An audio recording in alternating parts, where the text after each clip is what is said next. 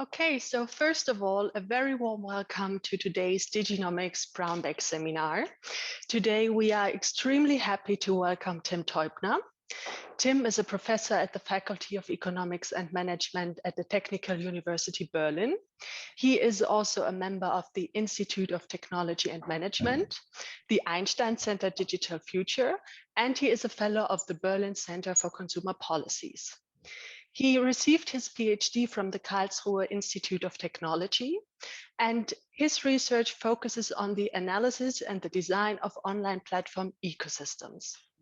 Timm published in prestigious journals, for example, in Group Decision and Negotiation, Business and Information Systems Engineering, or the Journal of the Association for Information Systems. Among many other topics, he studies trust and reputation within online platform ecosystems. And today, Timm will talk about considerations on reputation portability. And without further ado, let me just say once again that we are so happy to have you, Timm, and the floor is yours. Thank you very much for the kind invitation and for the kind introduction. It's my pleasure to present some research today to you. And as Elisa just mentioned, it's about reputation portability and some considerations on that topic. Well, specifically, I want to present a paper that recently just appeared in BISE, in Business Information Systems Engineering Journal. And this is collaborative work with my former PhD student, Mike Hesse, and my former colleague, who's now in Australia, Mark Adam. All right, I'll post the link later on, I think, in the chat, but the paper is available online anyway. So, as you all know, reputation is a huge topic within the online platform economy, within the online platform world, and most of the platforms make use of a broad variety of reputation systems and trust mechanisms, including very soft cues like profiles, including images, names, self-descriptions, these tags, badges, superhost badges, reviews by prior guests or previous customers, and of course, as you all know, the notorious star ratings or any sort of rating score, basically.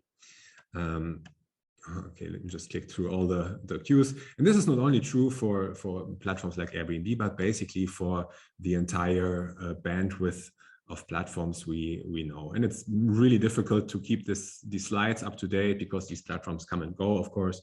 But you recognize a certain pattern that all across these platforms, basically all the familiar cues are used. And what we're focusing on here is presumably one of the most effective, the most common cues, and this is the star rating score system, where you know the principle, basically, where after completed transactions, the provider and the consumer, or whatever it is, the seller or the buyer, or the driver and the passenger, the host and the guest, rate each other typically simultaneously without knowing which rating score they will receive, rate each other on this, usually a score from 1 to 5 stars. And this has a particular effect that now this whole zoo of platforms exists, but basically every of these platforms maintains their own reputation systems, right? So what we see is that there are strict boundaries between these platforms, and each of these platforms has their own reputation ecosystem, so to speak. However, we also know that, and you probably know from own experience, that you are using more than one platform. Sometimes just for using different types of services, but even if you're, say, a host on Airbnb and rent out something, you may be really interested in multi-homing, that is using more than one platform to market your products. However, given these boundaries between these platforms, it means that you cannot really benefit from the reputation you earn in one context in the other. I think the story so far is quite familiar to most of you. And the question is does reputation actually transfer? So given that you try to do that, given assuming that there is a system of reputation transfer between platforms, does this actually work from a user psychology perspective?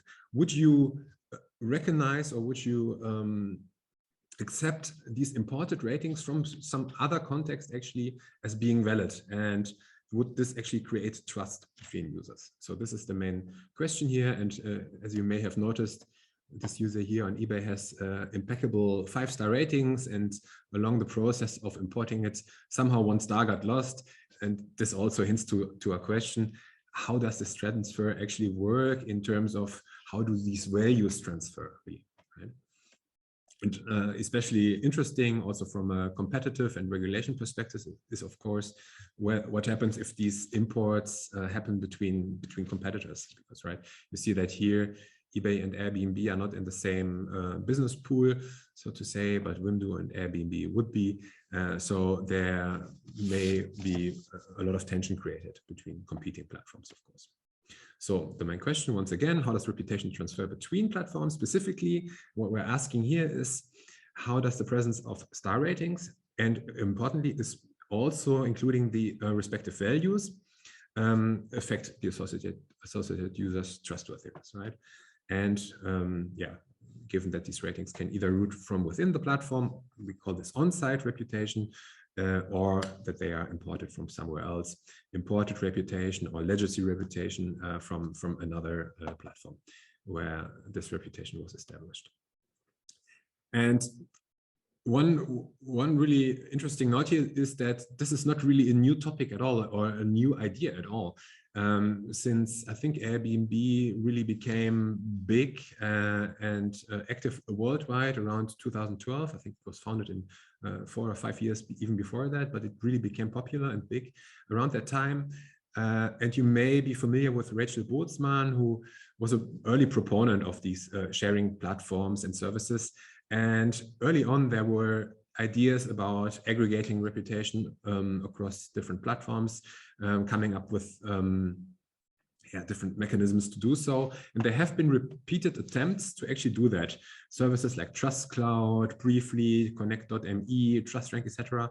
But they basically never succeeded. None of these third-party aggregator service or transfer services actually did well. They all disappeared quite rapidly.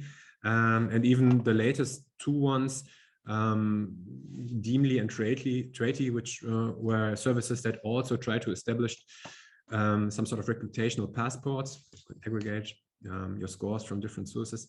They also basically shifted, either shifted focus or went out of business completely. So this idea of transporting or aggregating reputation across platform boundaries apparently does not work when using third-party services. So the idea we're following here basically is not to look at third-party services, but at direct imports, where you directly transfer the data from one platform to another. So this is how it looked actually on Tratey, right? You had these various sources, and this was displayed as this embeddable widget basically for other platforms. Well, did not work. Wait, one quick word on GDPR Article 20. You may be familiar with this right to data portability, which was established by the EU, basically stipulating that if you're a user, say on Facebook, you should always be granted the technical option to somehow transfer your data on competing networks. Very much like you were very early on able to carry on your phone number when you switched from one contractor to another, right? In order to basically establish competition between these platforms. And what this article, I think, really had in mind, of course, were these social media platforms like Facebook.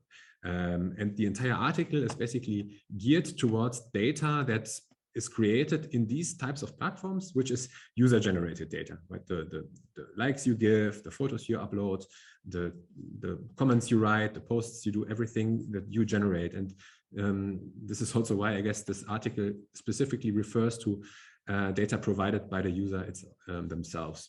And thus, at least to the understanding of most legal scholars, not extend to reputational data, where it's actually a feature of this data that you really don't provide it yourself, but others, right? To give it some credibility, others write something about you.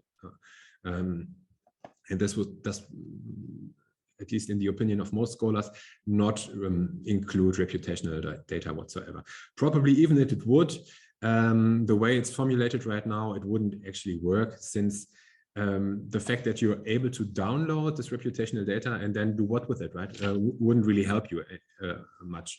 Imagine downloading a CSV file of all your reputational scores or all the text reviews you received. This is very easy to tamper with, and any system that tries to encrypt it somehow would have to be coordinated between the platforms that are involved. That is also the platform that's supposed to import this data on. So yeah, the fact that some credibility is needed kind of renders the stipulation here moot anyway. So I guess we don't have to think about Article 20 with regard to reputation data anymore, or at least not much longer now. There has been some related work, actually. Otto and colleagues did a kind of similar experiment where they, I think I have the design here, where they created these scenarios showing different cases where there is a driver on BlaBlaCar that has either some reputation imported or not. As you can see here in the right two cases, there's an imported rating from Airbnb. Well, this is, however, not varied at all. It's only the same, always the same score, just this 4-star score here. And what they do find, I say of course, since this is not a new finding by now anymore, is that these imported ratings actually have a positive effect on trust in the eyes of potential customers that are asked to evaluate the driver here. And we see that in other contexts as well, and this is one of our own prior studies where we tried or tested different combinations of source and target platforms, and we also found that on-site reputation is the most powerful signal in that regard. And imported reputation, this is represented by the gray bars here, does have some effect, while usually not as strong as on-site reputation, still better than having no reputation.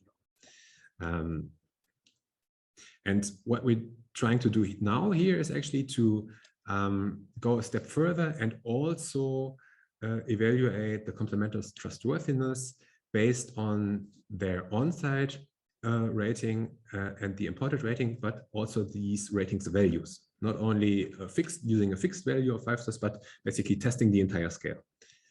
Right? This is the premise, and our premise is that it actually affects trustworthiness. We use the commonly used rating scale from 1 to 5 stars, and one key approach, one key step here is this model of 4 different cases, 4 conceptual cases, where first there is no reputation neither on the platform itself nor on the source. Nothing is imported.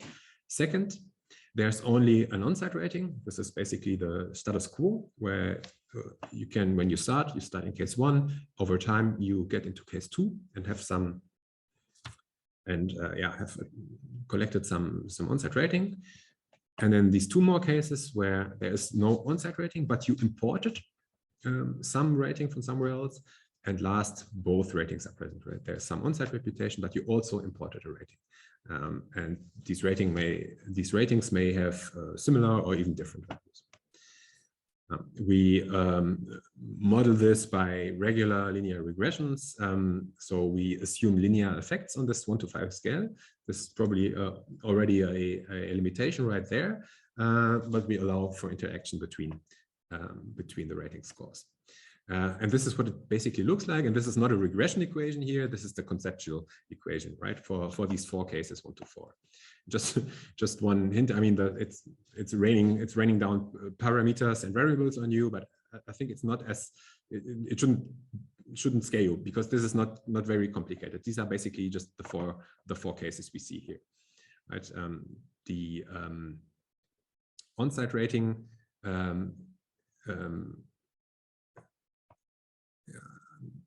is reflected here, and the imported rating, and then we have the case with both ratings down there, including the interaction effect. So we model this as the index E is for entrant platform, which is the on-site rating, And the incumbent platform, the old platform where you may have collected some ratings in the past, is denoted by I. Maybe a little tricky to map this. Just one quick note. In order to keep spaces here, properly spaced, these equations here, we used white font, and you should never do this when you try to publish it, because in the final version, all these hidden values basically came back. So just a technical side note. And even though we went through the page proofs repeatedly, since it's that obvious and that much in your face, none of us really spotted that. That's really annoying. But yeah, maybe just mark down. You never want to use white font to not show something. All right. What you can do now is, in order to compare and to come up with some sort of theoretical threshold of when it is feasible or beneficial to actually import a rating or not, you can equate these cases, right? In the simplest case, it's just equating, I think, 1 and 3. We compare the situation without any rating and with the imported rating, and you come up with a threshold of when is it actually worth to import the rating. And this will depend on whatever our study finds in terms of these coefficients here.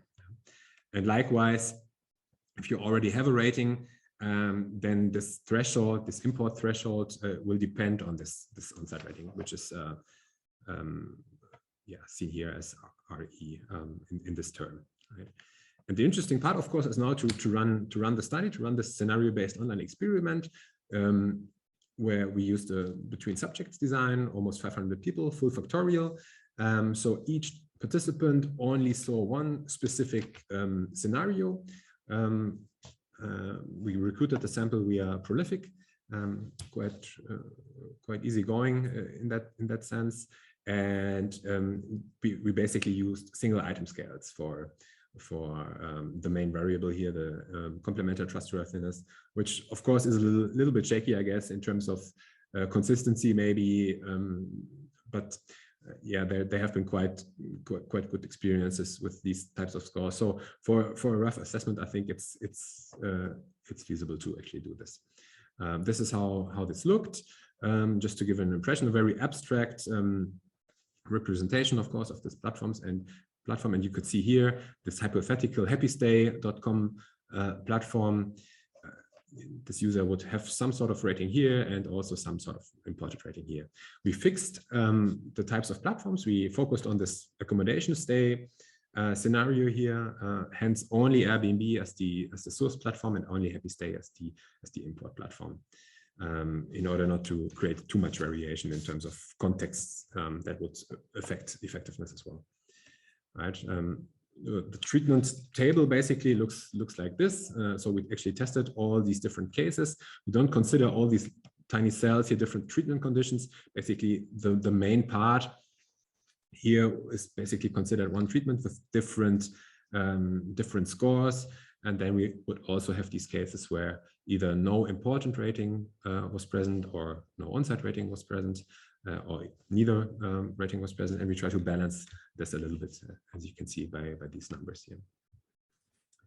Looking at the results, we see that in this very simple case, this is basically just this is not even a regression, actually. This is just the mean of the perceived trustworthiness, given that no rating was present, right?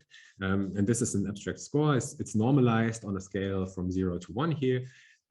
So without any context, this number doesn't really mean everything, right? It's not at 0, it's not at 1, but it gets interesting when looking at different cases, right? First of all, this number doesn't tell you much.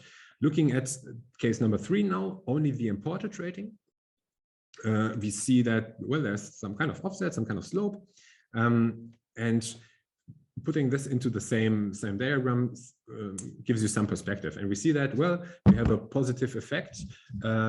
Better imported rating actually does improve trustworthiness. And interestingly, there's this intersection point where apparently it's not worth importing a rating below, say, 3 stars. Right? This kind of fits well with our intuition that if a rating is too bad, then it's probably better not having any rating at all. right? So we come up with the first, basically, strategic threshold, the first strategic implication here. Then looking at the case where there's only this on-site rating, we see that actually there's a kind of similar slope, a little bit higher though.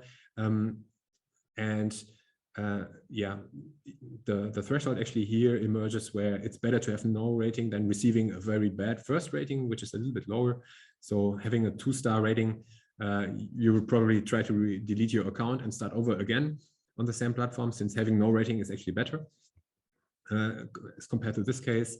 And it gets interesting when, of course, we look at the at case number 4, where we see that we have, well, this offset, we have a positive interaction effect, and we have non-significant single parameter estimates. However, this doesn't really mean much. This only tells you that, well, this is the effect of the on-site rating given the other score is 0, right? And 0 was not even a feasible score. I think it becomes obvious when we look at this at the chart. The interaction, the two cases, is basically shown in the background here, right? Where you see across the x-axis the different on-site rating scores.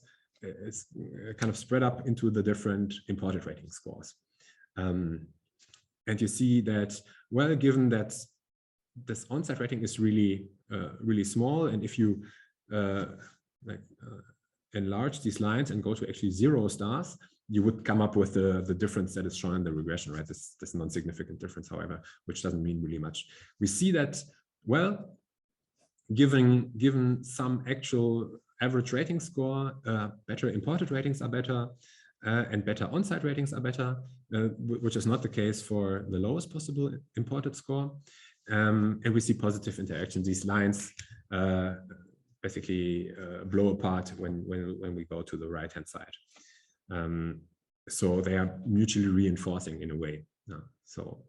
And we see that they emerge different intersection points with the case where there's only this on-site rating. What we can do now is just pin that down and spread up these dimensions, basically, where we now have both rating scores on the X and on the Y axis, right? The rating score on-site on the X and the imported one on the Y axis.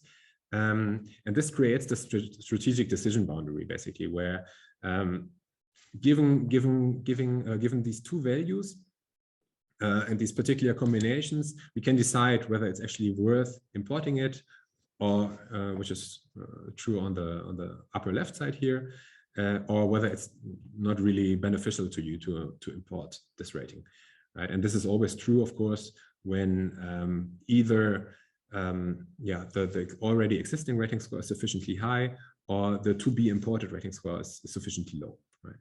And the trade-off is not completely trivial. It's this nonlinear shape, which gives this interesting result in my view, at least.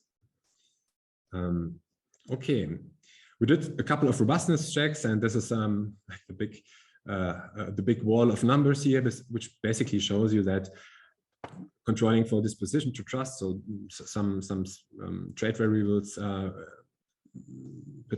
from the participants basically doesn't really alter results. Controlling for risk affinity, controlling for individual trust in Airbnb, online shopping experience, age, gender, etc. There are some scattered effects here and there, but overall, I think the important takeaway is that the model's main effects up here, basically, they are basically unaffected in terms of significance, magnitude, and sign.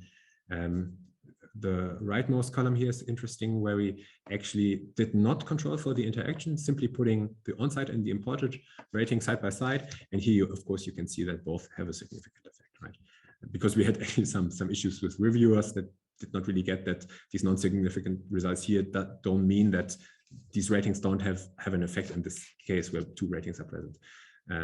It's just, well, the case, it just means that this on-site rating does have almost zero effect in case the other rating is 0, and vice versa. We control for gender effects. We saw that, well, the profiles, we used these 6 different profiles here with a bunch of different names, blurred images, though you could spot that there were females, and in general, females did have actually higher trustworthiness levels Also the female names here mostly on the score, but statistically speaking, there was no difference. Also no interaction when there was a female guest matched to a female host or something like that. This really did not make any difference at all.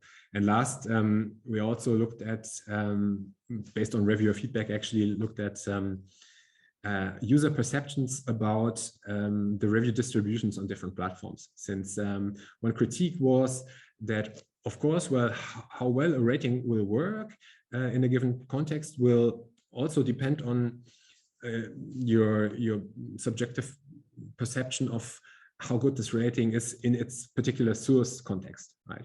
If it's really difficult to earn some 5-star Airbnb rating, and then someone imports this, that this may be perceived as much more valuable than importing a 5-star eBay rating, which may be more easy to acquire, right?